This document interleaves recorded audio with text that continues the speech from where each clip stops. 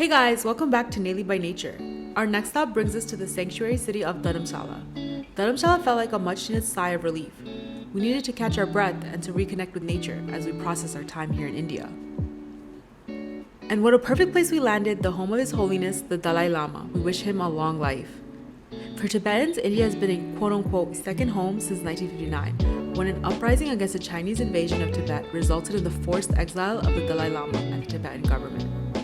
We wanted to dedicate our Dharamshala interviews to shedding light on the Tibetan cause, and for the many Tibetans that have created a semblance of home here in Dharamshala, we wanted to know if India really feels like a home. Is nonviolence the right path to return back to their homeland? And finally, do they feel united with peoples under occupation such as Palestinians and Ukrainians? Let's find out.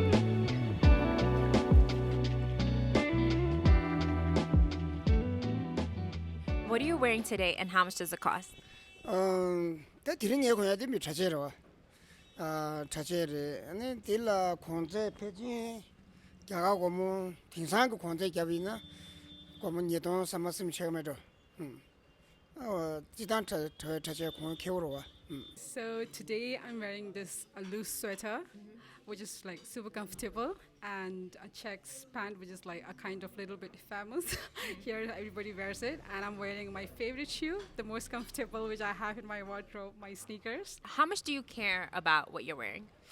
다 도나 여러와 가이스나 소소이 돌로레 직내르와 아니네 고 춘주네 차바치야가 삼로도 코인디가라 고 데레 아니네미 수임베네 소소이다 최고이다 소소이다 릭슝 다 간도 디체네 차베 최고랑 니네 릭슝양레 아 som네 소소게 다다 직차로 차디디가라 고 도나 서나다 가신 서나다 지구로 학바도 구셔로 와도 대슈 용구로 와랑 신기 To be honest, I don't care much. I'm a minimalist, but I care if it is an animal product or an animal byproduct because I'm a vegan. What do you care most about in life?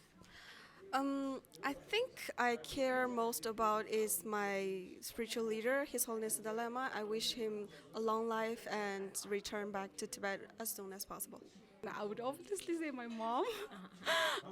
She's like the sweetest person in the whole entire world. As a Tibetan living in India, do you feel at home in Dharamshala? Not really.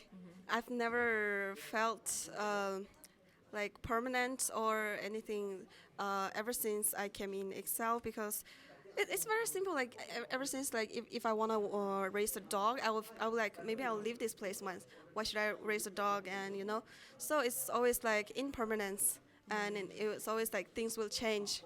I do. I recently went to Nepal, and I like coming back to India felt like I'm in home because I'm born in India and felt like home, and it is a home. Similar to Tibet, Hong Kong, Taiwan, the Uyghur Muslims, they're facing similar human rights violations against China. Do you think that there should be unity among these groups to gain their freedom against China? Definitely, and not only among China's persecuted people like the Tibetans or East Turkestan Uyghur people, Southern Mongolian, Manchurian, Hong Kong and Taiwan, and most importantly the Chinese themselves. With the rise of Chinese Communist Party, the first victim is the Chinese people. China, under Chinese Communist Party, first started to create a culture of fear. And that culture of fear has started to create a regime where Communist Party leaders would do whatever they want, and people would suffer, and people would be divided in such a way that they spy and snitch on it on themselves, and they are then ruled by Communist Party. Mao Zedong, who was a son of a farmer, ended up becoming the emperor. Under him, 45 million Chinese people died in starvation. Even today, Mao Zedong's image is being adorned at the Tiananmen Square as father of the nation. Now look at this big problem that the Chinese people themselves are not able to topple their own the regimented dictatorial Chinese Communist Party, and Xi Jinping has now become the super emperor of China, and he's today emerged as the most powerful person in the world. as a military leader. So therefore, I see that with the rise of Chinese Communist Party, Chinese people are the first victim. They have now created a culture of fear.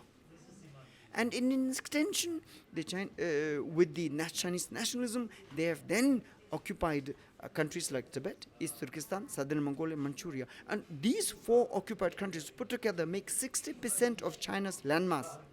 While the population of these 4 occupied countries make not even 1% of China's 1.4 billion population. 다 견학이 월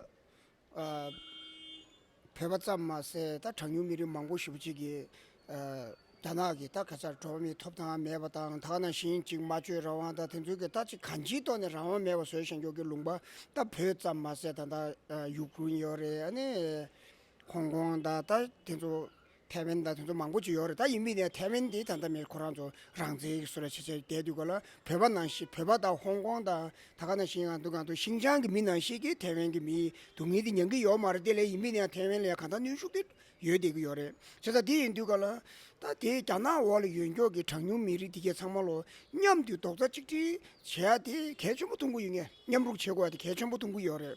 The Chinese government, they heavily surveillance their population, especially Tibet, Hong Kong, Taiwan, the weaker Muslims. How difficult is it for Tibetans living here to receive information about what's happening inside Tibet?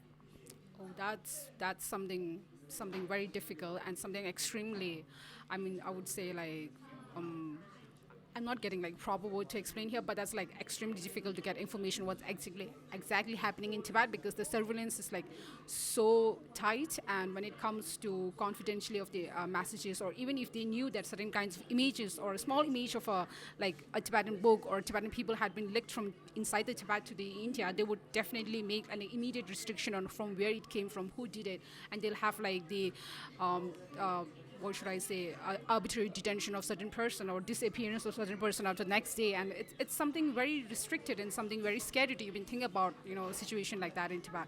It depends actually. For like the center of Tibet, it's more difficult for us when I live in, like my family, they live in the eastern. And for example, my mom lives in China, like the Chinese part called Chengdu, right? So it's easier for us to communicate because they won't spy that much on a Tibetan that lives in China. But then for the parts in Tibet, it's more difficult. Like I have friends, they haven't contacted with their family maybe forever. When you hear about other countries that are living under occupation, for example, Palestine, Syria, Ukraine today, do you feel a sense of solidarity? Yeah, of course.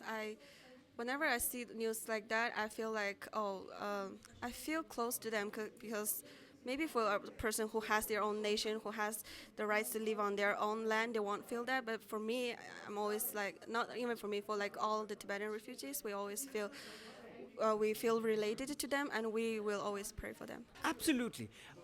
As a Tibetan who's been denied the freedom to live in my own country in freedom, and having to spend my entire life in exile, where I'm not a citizen of the exile country, nor am I a citizen of that country in Tibet. In that way, I am stateless. I have no state support in any way.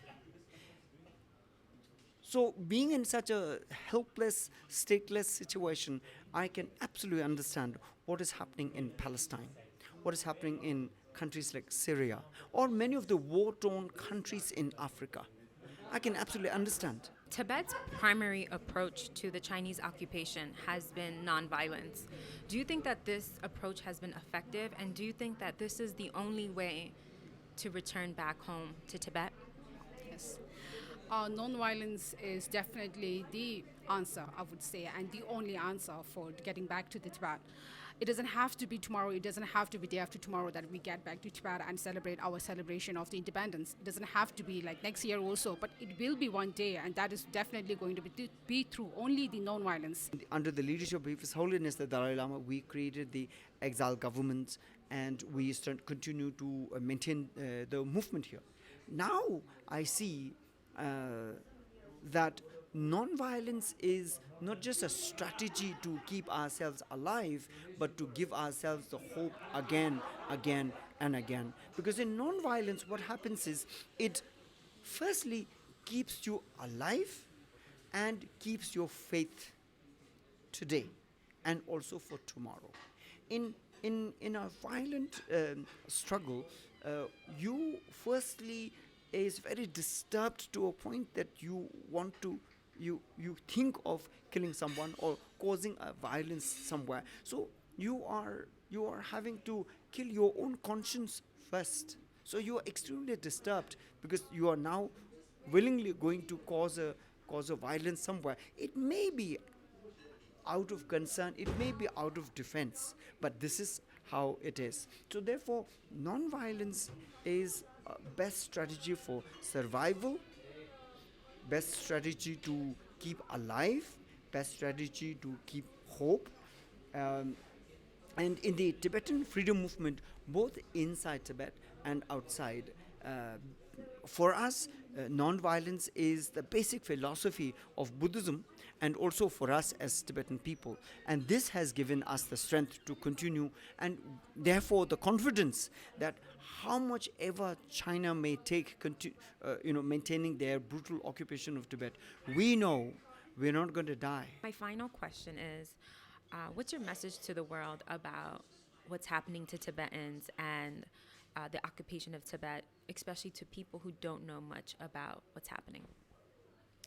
My message to the world? Well, I'm a Tibetan, and we exist, and we have a story to share. Please listen to us. The case of Tibet has been one of the most neglected case here. That's mainly because for a very long time, China has created in their backyard the industry of the world. And many countries, almost about 130 different countries, have fallen dependent on China's supply chain. And because of their own weakness, they have ignored talking about Tibet. And in fact, I have been messaging to the Western countries that you are the beneficiary of China's genocide in Tibet and in East Turkestan. That China has been bombing Tibetan mountains, taking away natural resources like lithium, gold, rare earths, and also natural gas and petroleum from Mongolia and East Turkestan. Make cheap made in China products and sell it to the rest of the world. Internationally, almost about 130 countries have directly benefited at the cost of the Tibetan people. We have suffered. We have lost more than 1 million Tibetans, which is one-sixth of Tibetan population died under the Chinese occupation. And internationally, all these Western countries have benefited at the cost of Tibet. Therefore, I am saying that it is these Western countries who are today need to take accountability to the pain and the suffering and the damage they have caused in Tibet, and they need to take responsibility to this. And today, when the Tibetan culture is at the brink of extinction, when Tibetan people are brought to genocide, it is the responsibility of the Western countries who are the beneficiary at the cost of the Tibetan people. It is their responsibility to step up and stop the genocide that is going on in Tibet, East Turkestan, and southern Mongolia. All this must come from love and compassion. It may sound idealistic, but where is this world going to go to with so much of consumerism, blind consumerism, to a point that the millionaires are becoming billionaires and poor people are brought down to penury and nothing to eat? This module of what is called development has no future to the world. We must be sensitive to the earth we live in.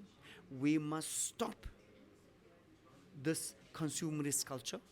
And it's this very consumerist culture where you are blindly consuming products that have been created by all these corporate companies. We must bring an end to this, because the earth cannot continue to take the burden of this.